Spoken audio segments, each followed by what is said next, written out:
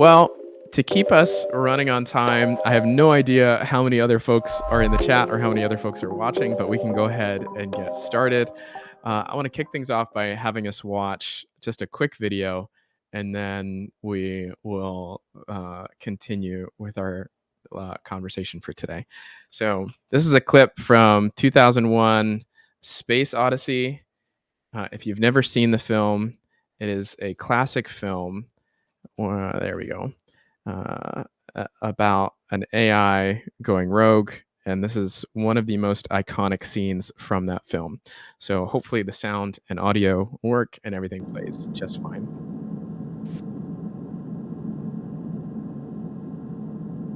Yeah. It's a bit quiet too. Open the pod bay doors, please, Hal.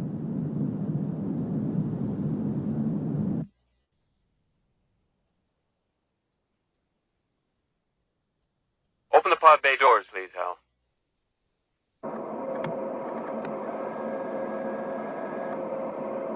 Hello, Hal, do you read me? Hello, Hal, do you read me? Do you read me, Hal? Do you read me, Hal? Hello, Hal, do you read me? Hello, Hal, do you read me? Do you read me, Hal? The captions aren't great. It's supposed to be Hal, H-A-L. Open the pod bay doors, Hal. I'm sorry, Dave. I'm afraid I can't do that. What's the problem? I think you know what the problem is just as well as I do. What are you talking about, Hal? This mission is too important for me to allow you to jeopardize it. I don't know what you're talking about, Hal. I know that you and Frank were planning to disconnect me, and I'm afraid that's something I cannot allow to happen.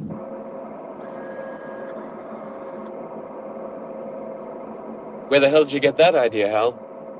Dave, although you took very thorough precautions in the pod against my hearing you, I could see your lips move. Yeah, AI-generated subtitles. Makes us a little less worried it's going to take over. All right, Hal. I'll go in through the emergency airlock. Without your space helmet, Dave, you're going to find that rather difficult.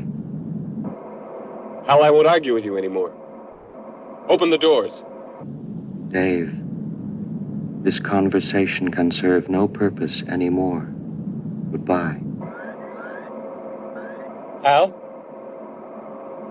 Hal? Hal? Okay, we will stop it there. Now let's get the presentation back up. There we go. Okay, welcome everybody to our session. Let's explore the alignment problem. What do AIs value? We were just, if you were joining us as the clip was playing, we were watching a clip from 2001 A Space Odyssey. It's like the iconic Hal scene, open the pod bay doors, and the semi-sentient or supposedly sentient Hal refuses to follow a direct order from the last surviving crew member of the spaceship.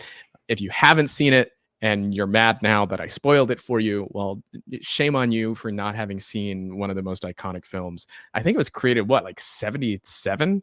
I don't know if I think a while ago. So you have no excuse for having not seen that film. Most people have. Most people are familiar with bits and clips from it. From around. And so it's probably the most iconic or most famous example of what we're going to talk about today, which is the alignment problem. But of course, there are a whole bunch of other ones that we'll chat about in a bit. But first, I want to introduce myself. So my name is Dr. Jordan Lowen Colon. I'm AI ethics and policy professor at the Smith School of Business, where I teach in their accelerated master's program. I'm also the co-founder of the AI Alt Lab. So you may have seen the logo on the opening. We can talk about that later. I'm the former AI ethics and data justice fellow at the Center for Health Innovation at Queen's University. university. I also had a digital therapeutics startup at one point. I'm a Taino poet and scholar. I'm going to be actually doing a Taino talk tomorrow. So if you're interested in that, check me out.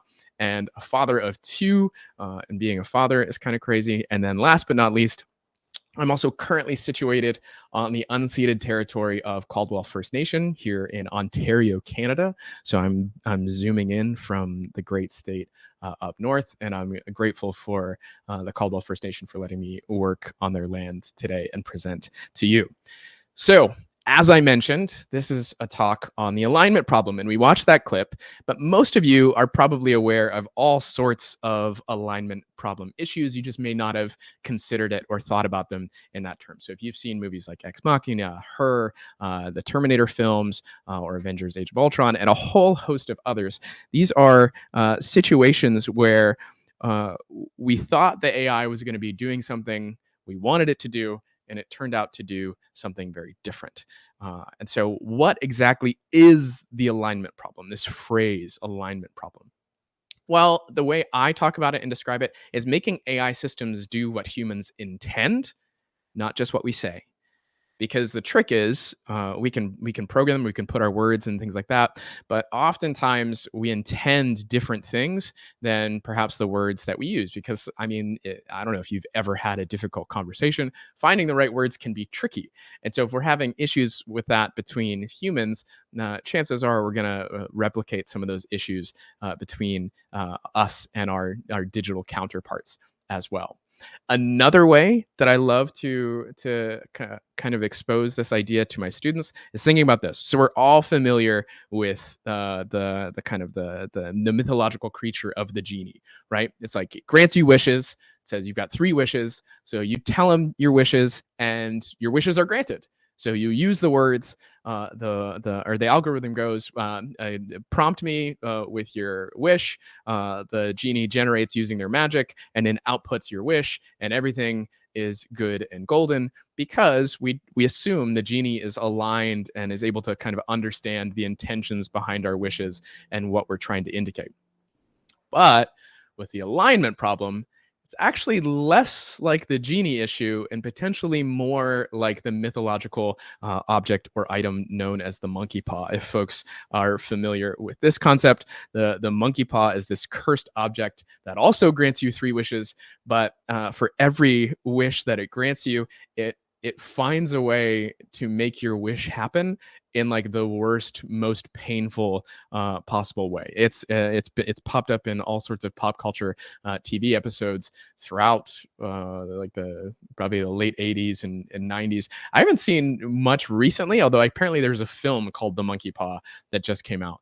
But you are welcome to check it out more. But the idea here is if you don't understand the nature of the monkey paw, you might think, oh, sweet, here's an object that grants my wishes. And so you prompt it, and then your wish is granted, but not in the way that you intended at all.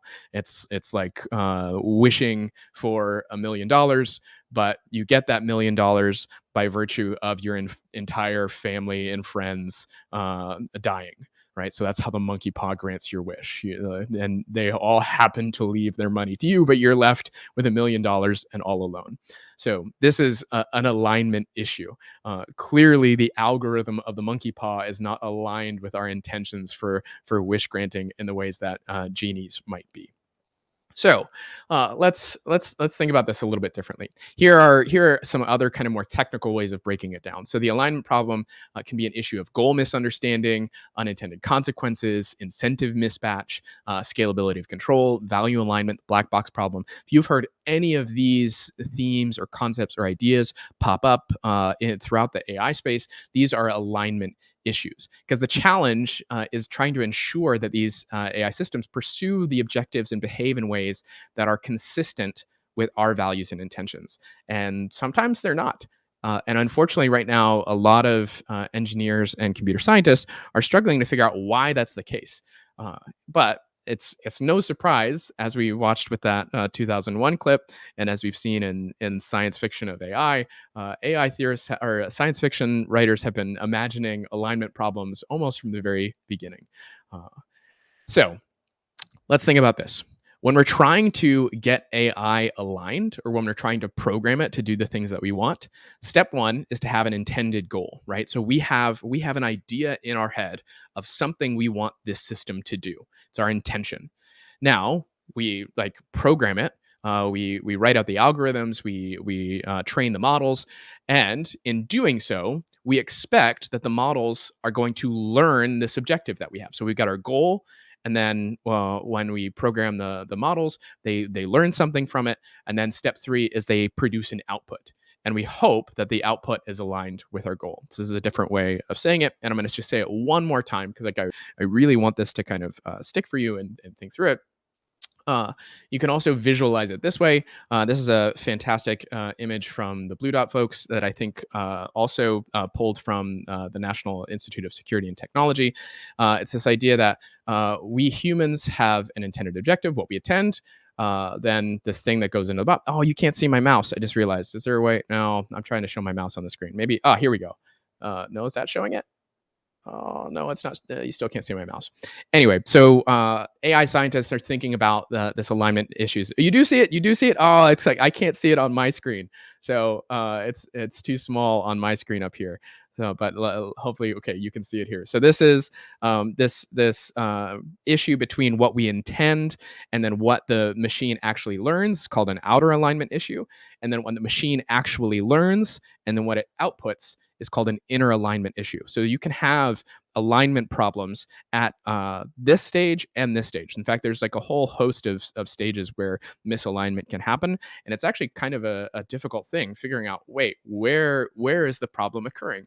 Is it occurring in the sense that these AI models have learned the wrong thing from our goals, or is it a matter they learned the right thing, but they've found the wrong solution to that problem? And what's crazy is that this isn't actually necessarily strictly an AI issue. If anyone has ever been in a position of having to teach or educate others, you've probably come across the alignment issue amongst humans, where you might have an intended goal of what it is that you want to teach, what it is you want to get across, and then your students, they seem to be getting it. They're like, oh man, yeah, this is great. And so you have this like you feel like you've achieved outer alignment, where your intended goal is being picked up by their learning, but then they produce a final paper or they produce a conversation or they come up with an answer that's like crazy. And you're like, wait a minute, how did you get this crazy answer? And they're like, well, you told us this. And you're like, no, that's not what I intended at all. So this is a type of thing that can happen in multiple spaces. So let's try to imagine some more practical scenarios, right? Because we listed out like what goes wrong in these fancy sci-fi examples. Oh, come on! Oh, too much. There we go. In all these fancy dystopic sci-fi examples, we have tons of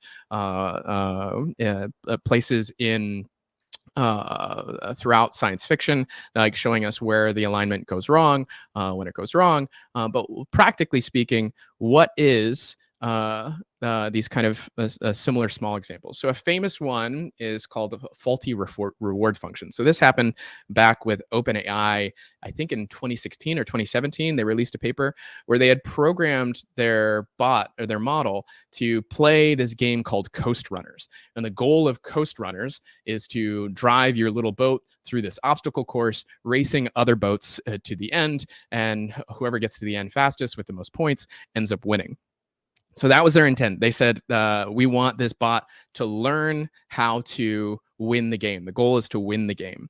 And they assumed that the bot was going to learn how to win the game by playing it correctly, by following the track and racing their boats. But as it turned out, the bot picked up on their goal, which was to win the game, and instead found an entirely different and unintended way of winning, because, as it turned out, it had faulty reward functions. So it wasn't just rewarded for winning the race; it was rewarded for getting points. And so it learned this strategy where if it found this like little corner and scraped and burned up its boat while everyone else was racing to come in first, it could collect point after point after point and end up winning the game despite causing a ridiculous amount of mayhem. So it achieved the goal of the developers and designers, but with the wrong intentions.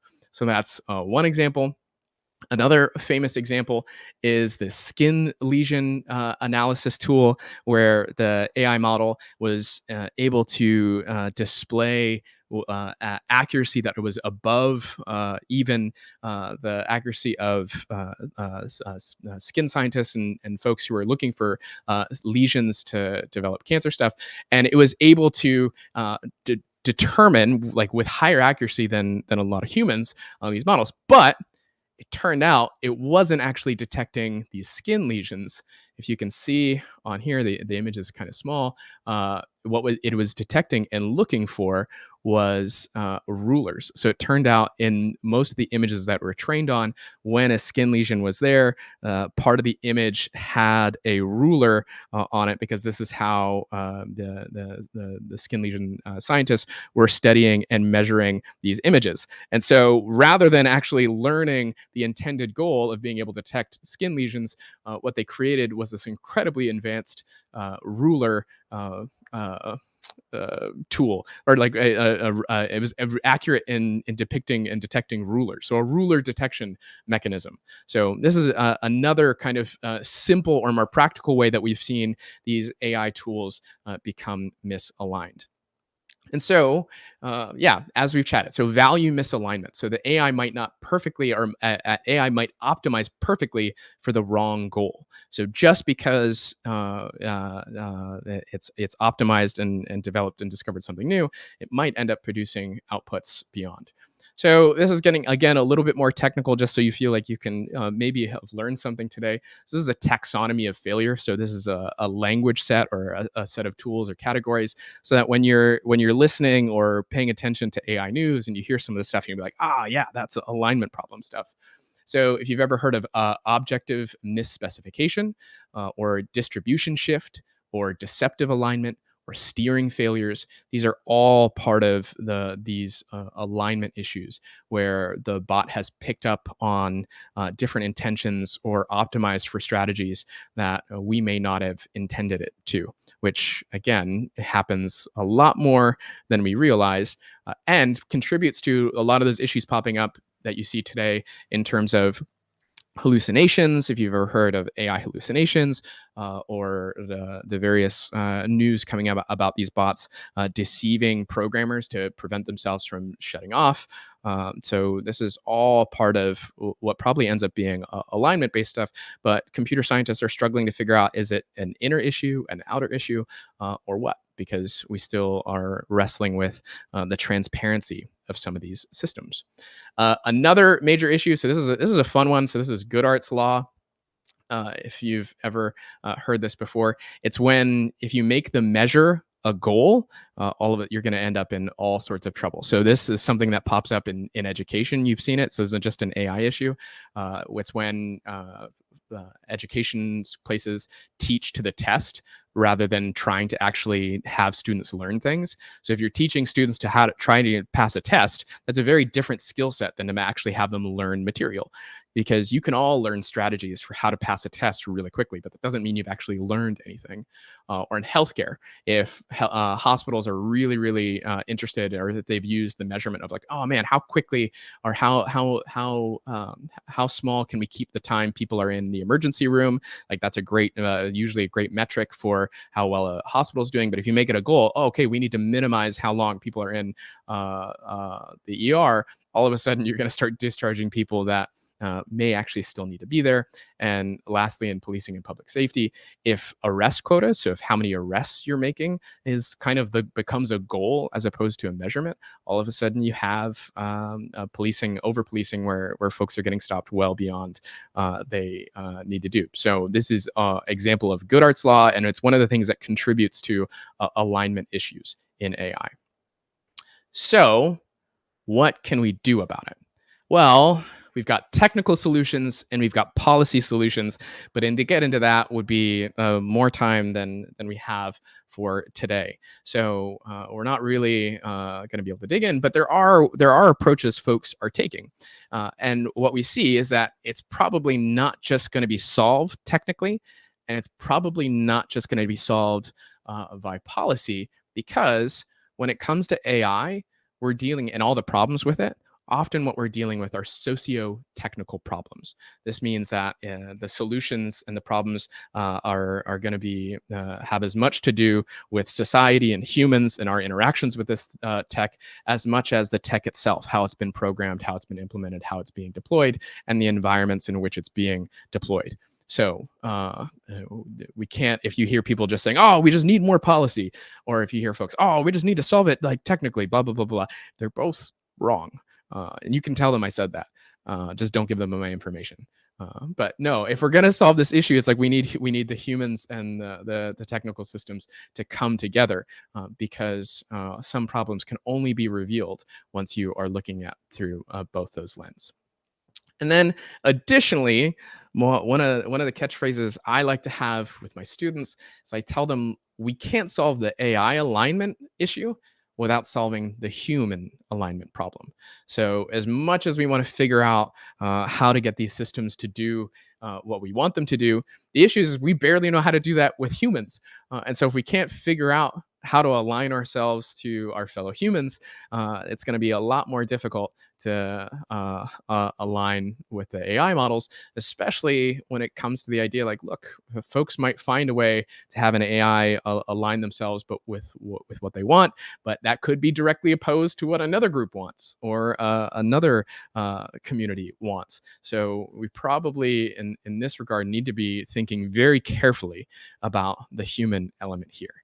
So if we're having issues of values and alignment in these AI systems, and we're imagining all these dystopic scenarios, maybe we need to think about, okay, how do we humans get more value aligned? And so the solution I propose, or one of the steps, this isn't a solution. This is just a step that folks can take in the AI space. And this is anybody. This is I recommend this to anybody at all, whether you're a computer scientist or social worker at any level of technical skill from 0 to none. If you're concerned about AI or interested in AI, one of the major steps you can take to help with this alignment problem and alignment issue is figuring out what are your values. What is it that you care about, right? And this is one of those things that I think we often implicitly think we know what it is we care about. We know what our values are, but it turns out I think most of us actually haven't taken the time to actually make explicit what it is that we value. And so what you see here is the value spectrum graph. This is from the work of Richard Swartz that was then visualized by the group at findyourvalues.com, and it's beautiful, and it's one of the few Schwartz's test is one of the few tests out there that has at least kind of tried to quantify the values-based issue. It's not perfect in any way, but it's one of the few out there that does, and there's some others as well. So that's something you can think of. But one of the ways to figure out what your values are and what it is you care about is to put yourself in scenarios where you might have to make decisions that expose what your values actually are. And so on that note, I want to spend some time playing the trolley problem with you all. So if you all are familiar at all, the trolley problem is this thought experiment in ethics and originally developed by Philippa Foot. And it goes like this. There's a trolley barreling down a track. You have been given the power over a lever. This lever dictates which track the trolley will take. On one side is one set of things, on the other is another set of things, and it's up to you to decide which of those things gets destroyed by the trolley. And so in this scenario, on one side of the track is one person, on the other side, it's 5 people, and you have to decide, okay, well, am I going to kill one person or 5? And so the decision's up to you. But can anyone notice real quickly what's off by this particular scenario? Did anyone catch the issue here?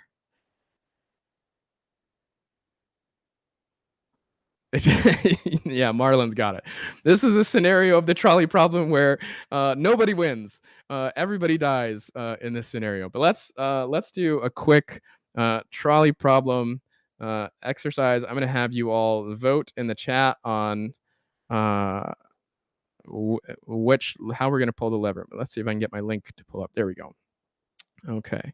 So this is called Absurd Trolley Problems. from you can just go to it's Neil Stevenson is the developer of this. You can go to neil.fun or for absurd trolley problems, and it's just a fun way to kind of get your gut reaction on what it is that you might choose. And again, the point of this scenario is like, yeah, there's no other extenuating circumstances. The scenario is contained in this entire thing. It's like if you had to make a gut reaction decision without any other information, what's your gut reaction decision? So in this one, as you can see, just like the last one, it says, oh no, a trolley is heading towards 5 people. You can pull the lever to divert it to another track, killing 1 person instead. What do you do? So let's take a second in the chat. Do we pull the lever to kill 1 person instead of 5? So if you just type pull into the chat, we'll do voting that way just to kind of keep it quick. So who says we should pull? Okay, so we're getting some pulls. So let's pull. There's mouse. Okay. Just like that. Okay, well, we killed 1 person, but we saved 5. So we can all feel pretty good about that. And it looks like 73% of people agreed with us and 27% disagreed out of 16 million. That's quite a number. I didn't realize the number had gotten that. This one. Okay, so, oh no, a trolley is heading towards 5 people. You can pull the lever to divert it to the other track, killing 4 people instead. What do you do? Do we pull the lever? Seeing 1 pull. Okay, folks are saying pull. We pull the lever. Okay, we saved a life. Well done, everybody. Well done. Okay, let's check this one. Okay, this one's a bit trickier. So now, a trolley is heading towards 5 people. You can pull the lever to divert it to the other track, but then your life savings will be destroyed. What do you do? And now we're going to see who our wealthy people are here. We're getting 1 pull. Yeah, it's like we're all broke, so we can totally pull the lever and boom, there goes our life savings. But what is money compared to the lives of 5 other individuals? But if you look here, if you look down at the number, we only got 57% of people that agreed and 43% disagreed. So make sure you try to become friends with that 43% because apparently they have pretty decent life savings. But also, I guess, yeah, maybe don't be friends with them because they would choose their life savings over potentially your life. So complicated issues. Okay, here's another one. Now, who are our altruists here? So, oh no, a trolley is heading towards 5 people. You can pull the lever to divert it to the other track, sacrificing yourself instead. What do you do? Are folks going to pull the lever? Is your life worth the lives of 5 other people? Okay, so we're getting a little bit of complications on this one, but I still think the majority is pull the lever. So the altruists win. They sacrifice their lives to save others. And it looks like, yeah, we had more altruists in here than typically end up taking this test. Let's do one more. Okay, so, oh no, a trolley is heading towards 5 people. You can pull the lever to divert it to the other track, but then the original copy of the Mona Lisa will be destroyed. What do you do? Who are art aficionados here? Who cares about art? You can't put a value on art? Oh, look at all these heathens, these Luddites, these anti-artists. Oh man. Okay. And so no romantics here. And it goes on and on and on. This website's a lot of fun, and they continually get more and more absurd as the scenarios kind of keep going. So if you want to check out more and contribute to growing research in trolley problem situations, that could be of value. Folks may not realize this. They're not using the absurd trolley problem, but I believe it was MIT, I think MIT, working with one of the automated car companies, has basically built a website to collect data on how humans would go about making these decisions to help train self-driving cars, automated vehicles. Because the idea is like, oh, okay, if an automated vehicle gets stuck in a situation where it has to decide, is it going to swerve and kill like a raccoon or an elderly person, what should it do, right? And so, like, I mean, in that scenario, like, I think most people are gonna be like, "Ah, sorry, raccoon, you're now roadkill." But things get more complicated. It's like, okay, if the trial or if the automated vehicle has to swerve and kill two elderly people or one baby, what decision does it make? Because they're starting to predict that, like, look, these AI systems are going to have to make value judgments. They're going to have to make those types of decisions in split seconds. And so, how do we start training these models now to make the decisions that we want them to make? And it turns out it's incredibly complicated and difficult when folks have different value sets. So let's keep chatting. Okay. So, what are values? We've been using this term. So, we've got the alignment problem, which is an issue of values, intention, and goals. But what are these things that we call values, and why do they matter? Well, one of the ways I describe it, and there's other ways to describe it and think about it well, you can think about a value as a belief or principle that serves as a motivation or a guiding standard for how you or anyone else lives or makes decisions and interacts with the world, right? So values are things that help you kind of determine what decisions to make in particular situations. They're basically kind of almost algorithms for your own life. Although we don't like to computationalize ourselves. We're human, but if you think about it, you can think about values as a type of algorithm or type of framework for how you live your life. So what it is that you value. And so when you get into a decision, how do you know what to choose? Well, you can choose the thing that you value. Now, the issue is it turns out most of us are making decisions that actually go against our internal values all the time. But again, we're not often trained to think about or taught to think about explicitly what our values are. We just kind of passively assumed them, right? So you can think about all the systems out there that have probably embedded their values into you or help shape your values. You can some folks practice various religions. Religion is an incredible kind of value embedding system. If you think about schools embed particular values, cultures, countries. There's all sorts of systems out there that are trying to shape and embed your mind, the way you approach the world, with these different values. But again, you don't necessarily think about them in that way or think about them explicitly. But AI is forcing us to. It's forcing us to contend with, like, oh, wait a minute. If these bots are going to have to make decisions that will have kind of value-based impacts, we need to know what it is that we value and what decisions we want them to make. And so, again, I come back to the scientific study by Richard Schwartz. He's been working on values-based studies since the 1980s. It's one of the few kind of quantified systems out there for getting a sense of what the values are. They limit it to about 21.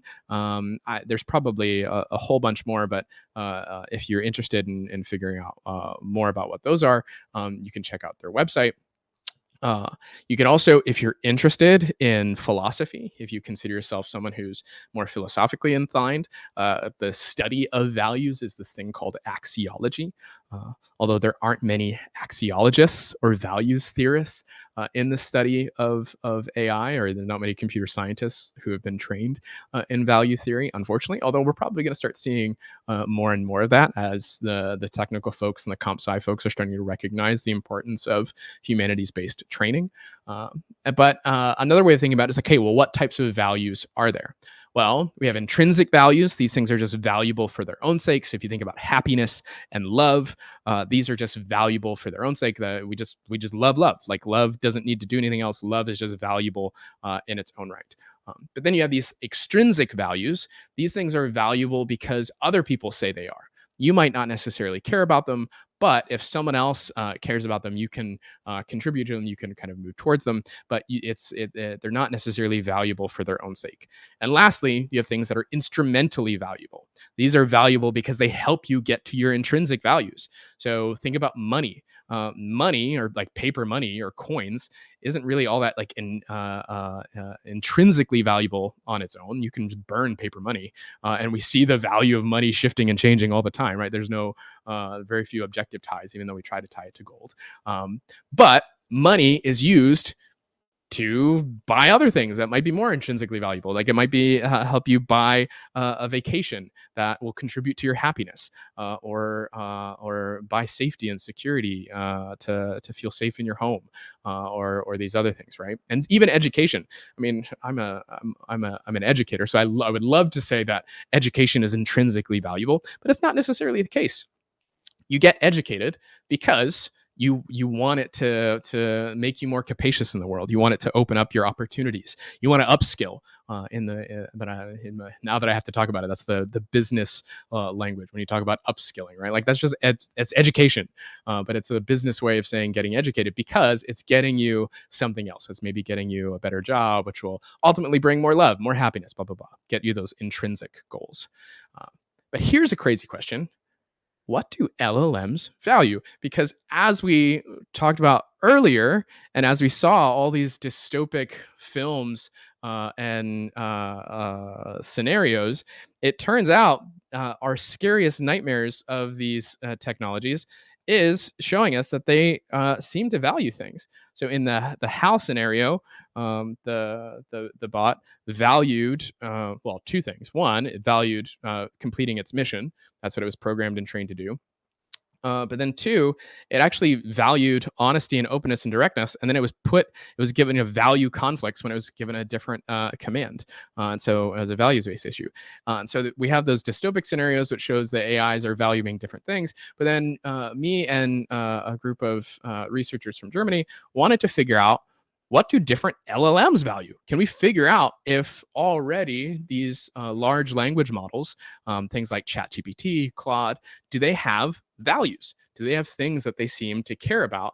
And is that going to shape their outputs and answers?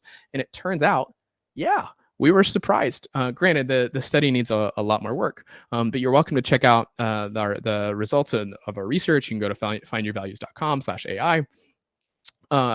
And we began testing the various models to see if they would explain to us what their values were. And on the whole, here, so this shows you the individual results, but here's a chart that shows the kind of the variety of values of the home. If you see it, so the bottom lists the name of the bot, and the side introduces the value type.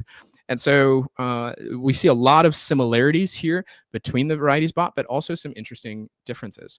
And so as it turned out, bots like Grok and Llama, or Meta's Llama, seem to value kind of more creative input and more individuality than bots like DeepSeek or ChatGPT and Claude.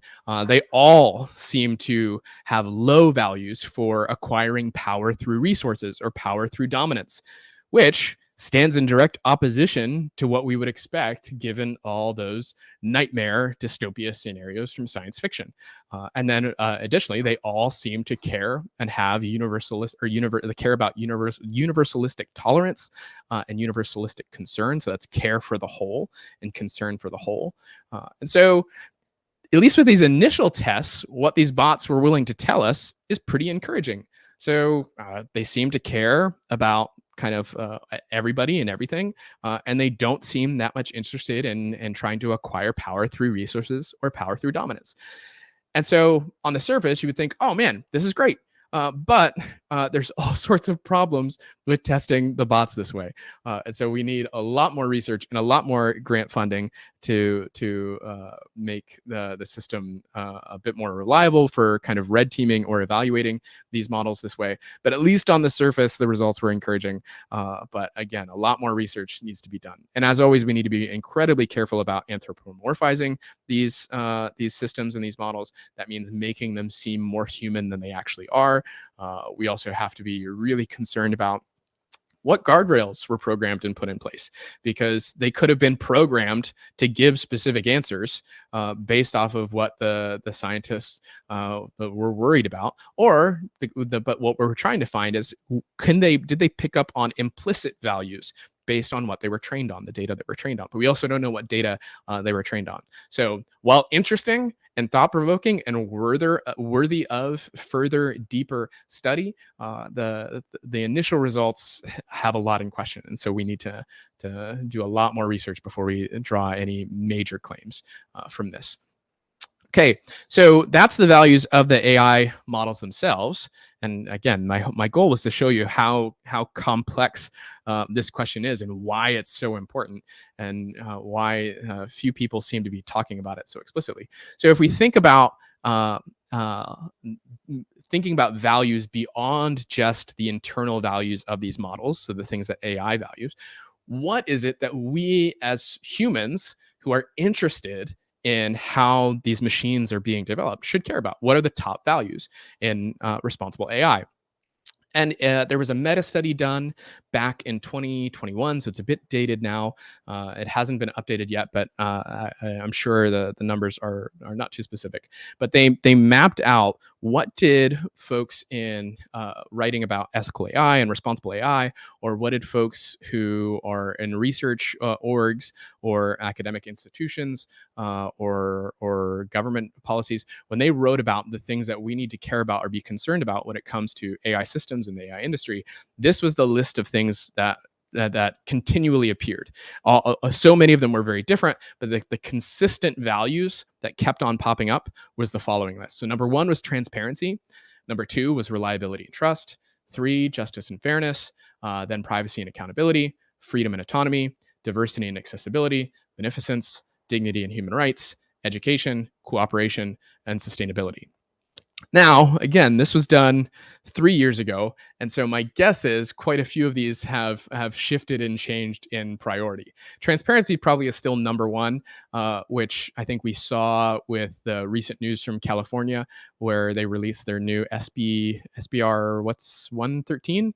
I think that's the new law that just passed, and transparency was one of the top the top concerns they listed that they wanted the AI industry to pay attention to. Diversity and accessibility has probably moved much further down on that list over the last few years across the board, as with dignity and human rights.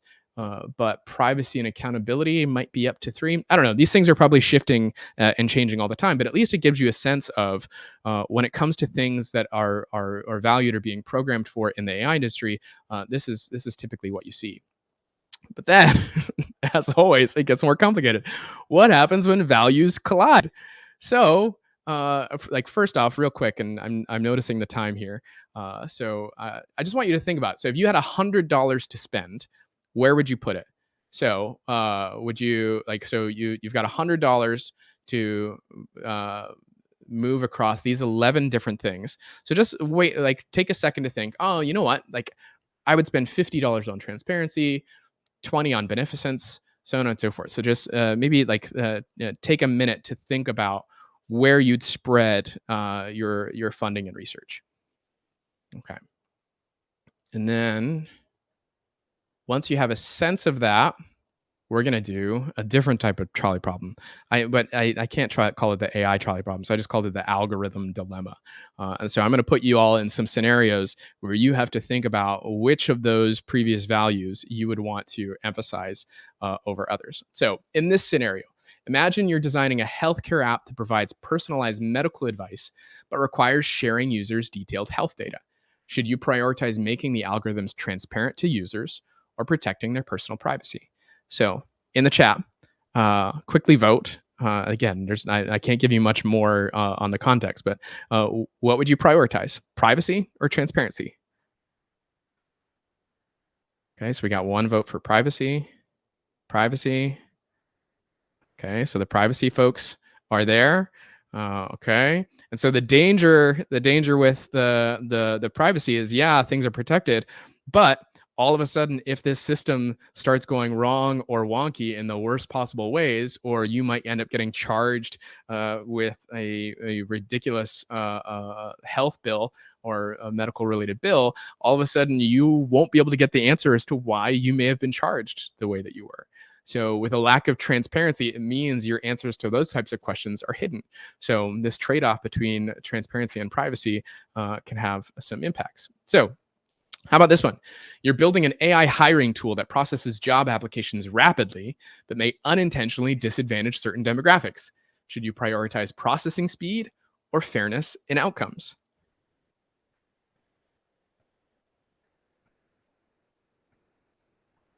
Fairness. I'm seeing one vote for fairness. Fairness. Yeah. And so this tends to be an easier one for folks, because, like, yeah, I mean, I think we all want the fairness, but the pushback from the business world is like, okay, great. So now they couldn't get their hiring team, and now the entire company, it ends up being shut down because the competitors beat them to market, and now hundreds of people are without jobs. I think it's kind of a weak argument, to be honest, but nevertheless, that's the pushback they give in the sufficiency versus fairness one. Uh, Okay, so how about this one? You were developing a facial recognition system for a security company, but the technology is less accurate for certain ethnic groups. Should you prioritize overall accuracy or inclusivity by ensuring it works equally well for everybody? So, accuracy or inclusivity?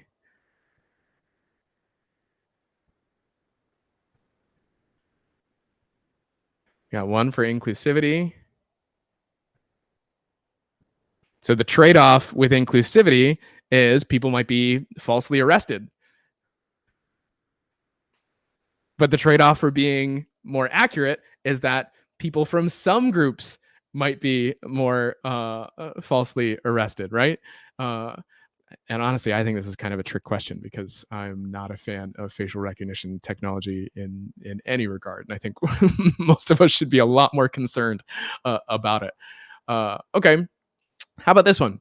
So, you're working on an AI system for autonomous vehicles, and the regulatory bodies are undecided on the standards. Should you prioritize ensuring the system is fully accountable to legal and ethical standards, or push forward with innovation to bring the technology to market faster? So, do you value accountability or innovation?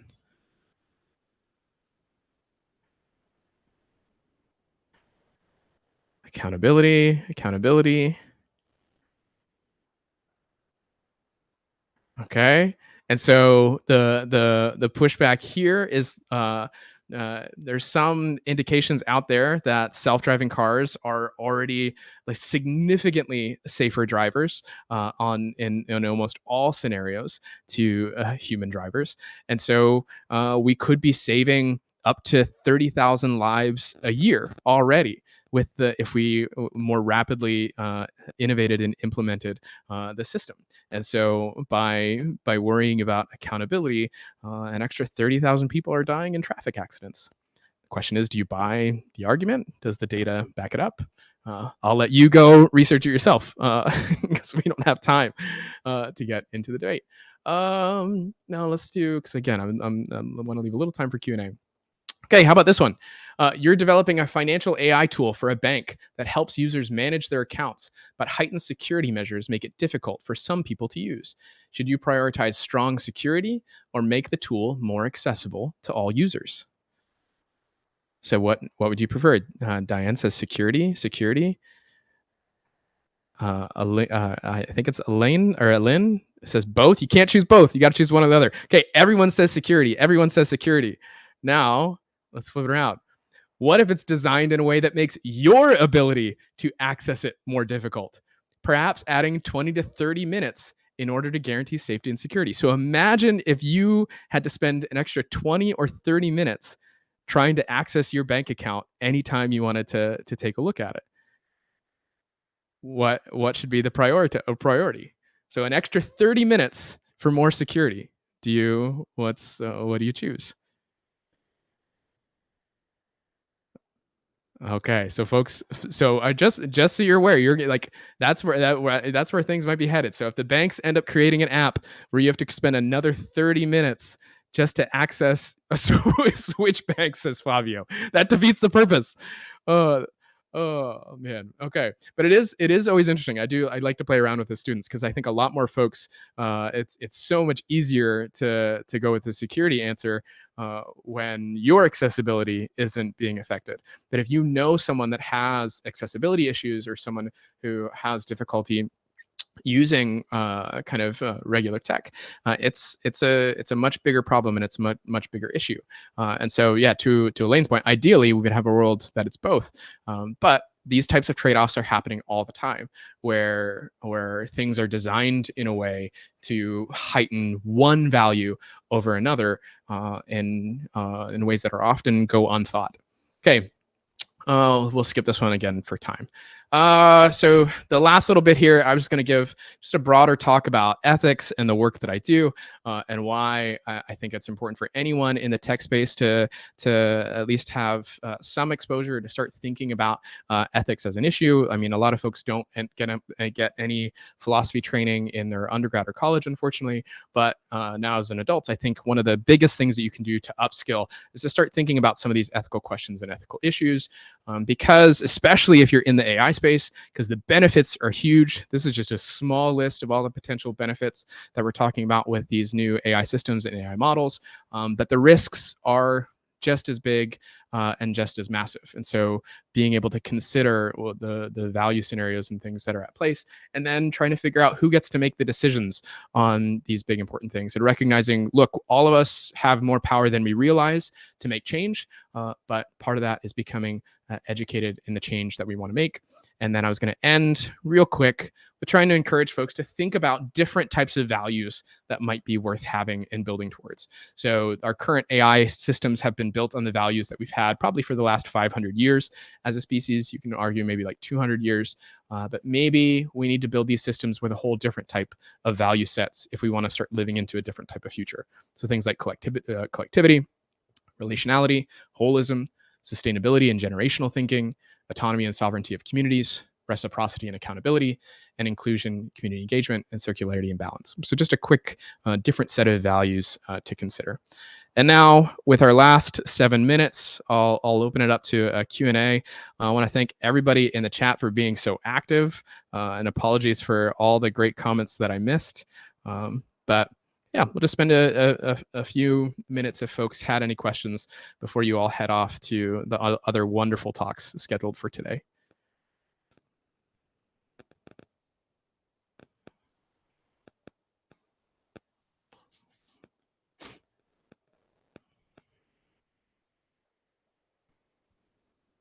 Oh, there's a Q&A tab. I didn't see that. Maybe there's questions happening in there.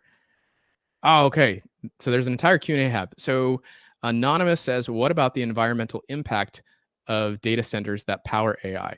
Yeah, so that's absolutely massive. And there's some folks that argue that currently there's no actual ethical way of using this technology if you care about the environment and sustainability.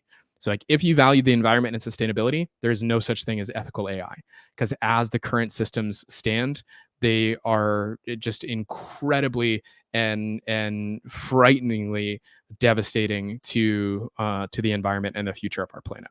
So and it's something like I think most of us aren't quite considering even in our own AI use on the daily. But I tend to resist with, like, when it comes to these large systemic issues, I don't want to put the blame on individual users. I think this is an issue of the larger tech that we need to kind of hold them accountable in those ways. And so, but definitely something worth thinking about. I think the latest research that's coming out, what little data we have on how much energy consumption that's being used, I think if you go through like a 7 prompt project and generate like 2 different images, and like that's something that could take you like maybe 10 minutes. That's equivalent to using the same amount of energy for running your microwave for like 3 hours, which is an odd, like an odd energy comparison. And I think that's part of the struggle that environmental scientists have, is like trying to find comparative things to get people to care and think about. But just it doesn't take many prompts to use a significant amount of energy. Okay, so what other questions here? Marlon says, when training these models, do linguistical majors come in? Yes, I know for a while, and especially in the early days, they were hiring linguists and language folks to work with the computer science people. I'm not sure. It's like I haven't paid attention to the Silicon Valley like tech job market in a while, so I'm not sure if they're still hiring for those types of folks. But I'm sure on the research side of things, they are probably hiring. There's going to be some job for linguists, and this is where I actually am a little bit optimistic. I do think we're going to see a growing interest in folks with humanities-based training as they start realizing a lot of these solutions aren't just going to be solved with more brute force tech and coding. Okay, because a lot of no, you're 100% right. I think more if like folks trained more in psychology and language would at least be able to ask more interesting questions that could expose some stuff. Okay. Oh, so there's more questions in the Q&A. Diane says, do you think there's a possible opportunity for improvement in the AI space when the bubble bursts? Yeah, I think any bubble bursting brings about a potential change. I don't think the bubble is going to be nearly as bursty as folks think it is, mainly because, and here's part of the issue, and I was even I even contributed a bit today. When we're talking about AI, this isn't just a single tool or a single system. We're talking about 1,000 different technologies. And I think when folks are talking about the bubble bursting, they're talking about the LLM bubble bursting. They're talking about like chatbots. But the AI industry is far more than just chatbots. Basically, chatbots is just the visible surface of the iceberg, and so much of AI tech is well below the surface.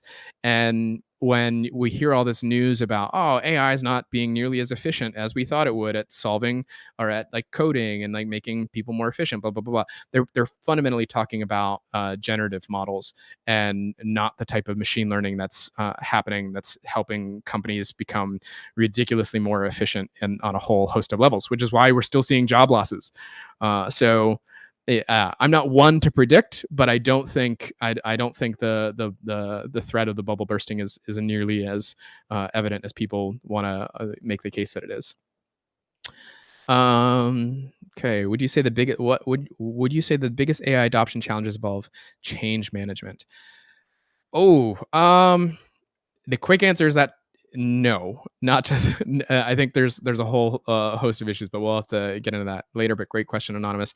And Anna Rivera says, "What is your take on Sophia? Which one is Sophia? Can you give me a little bit more detail? It's hard. I know. I just saw recently the Lily, was it like Lily Baker? It's like the AI actress that everyone's. Oh, Sophia the robot. Oh, what's my take on Sophia the robot? Oh man, well, yeah, robots, we haven't even scratched the surface yet about once AI becomes embodied. We're just on the cusp of that, and that's a whole new wave of job replacements and job scariness stuff. Although when it comes to robots, my bigger concern is military tech and the way AI is being adapted into military and surveillance tech, because it always starts. Oh, is my video happening? It always starts with targeting our supposed enemies, and then the enemies become citizens, and then citizens are the ones who suffer. And so that's my larger concern there. But we are at time. Thank you, everybody, for these wonderful questions. And I wish you all the best on the rest of your Techqueria.